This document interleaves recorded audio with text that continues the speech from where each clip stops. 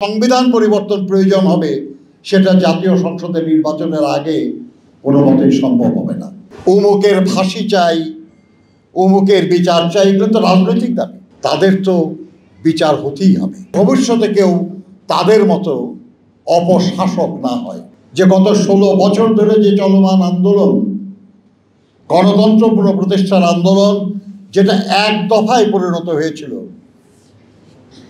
যেটা জুলাই আগস্টের ছাত্র আন্দোলনও শেষ সময়ে এসে এক দফায় পরিণত করেছিল, সেটা হলো এই স্বৈরাচার কিংবা ফ্যাসিবাদী সরকারের পতন এবং নির্দলীয় নিরপেক্ষ সরকারের অধীনে নির্বাচনের মাধ্যমে গণতন্ত্র পুনঃপ্রতিষ্ঠা।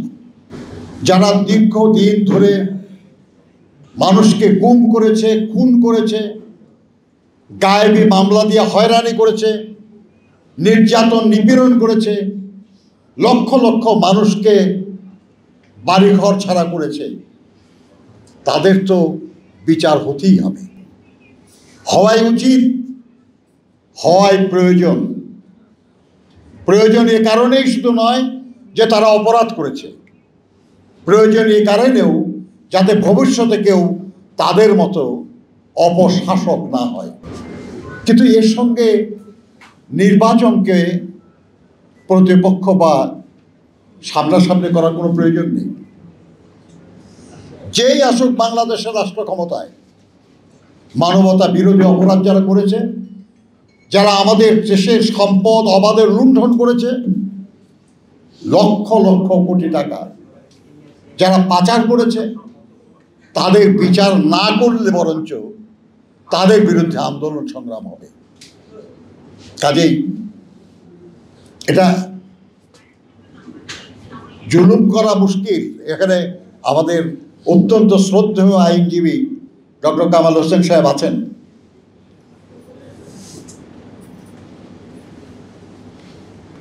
অমুকের ফাঁসি চাই, অমুকের বিচার চাই, এগুলো তো রাজনৈতিক দাবি।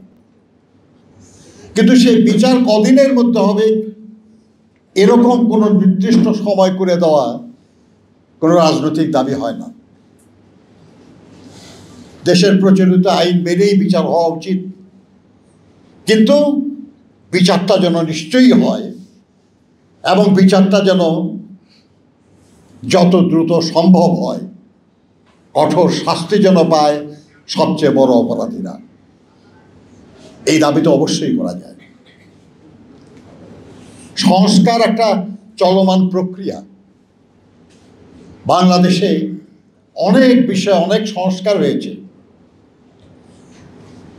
পাকিস্তান আমলে যা ছিল, ডক্টর কামাল হোসেন সাহেবদের নেতৃত্বে যে সংবিধান, তার মাধ্যমে তো অনেক সংস্কার হয়েছে। আবার সেটারও কিছু পরিবর্তন হয়েছে। কখনো সে সংস্কার জনগণের পক্ষে হয়েছে কিংবা বিপক্ষে হয়েছে, কিন্তু এটা চলতেই থাকে।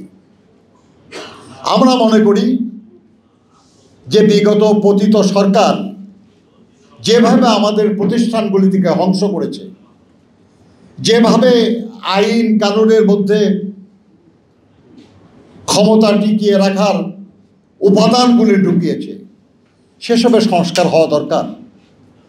নির্বাচন প্রক্রিয়ায় সংস্কার হওয়া দরকার। কিন্তু এই সংস্কারগুলির কিছু আছে যেগুলো আইনের পরিবর্তনের মাধ্যমে করা সম্ভব, সেটা এখনই করা যায়। কিন্তু যেটা সংবিধান পরিবর্তন প্রয়োজন হবে, সেটা জাতীয় সংসদের নির্বাচনের আগে কোনো মতেই সম্ভব হবে না। এই নিয়ে আলোচনা হচ্ছে। একটু আগে সুব্রতদা বললেন, এই আলোচনাকে লম্বা করার, টেনে নেওয়ার কোনো প্রয়োজন নাই। বেসিক ইস্যুগুলিতে আমরা একমত হতে পারি এবং যে বিষয়ে আমরা একমত হব সেটার ভিত্তিতে একটা সনদও হতে পারে। সবাই দস্তখত করবে, সেখানে মানবে সেটা এবং ভবিষ্যতে সেটা কার্যকর করার দায়িত্ব নেবে। যে বিষয়ে একমত হওয়া যাবে না, এবং এটা স্বাভাবিক। আমরা বাকশাল করি না, আমরা বাকশাল করতেও চাই না যে তার সরকারে বা কোনো একটা দলের মতের বিপক্ষে আর কোনো মত থাকতে পারবে না। আমরা গণতন্ত্রে বিশ্বাস করি, দ্বিমত থাকতেই পারে। সেই দ্বিমতের ফয়সালা করবে জনগণ।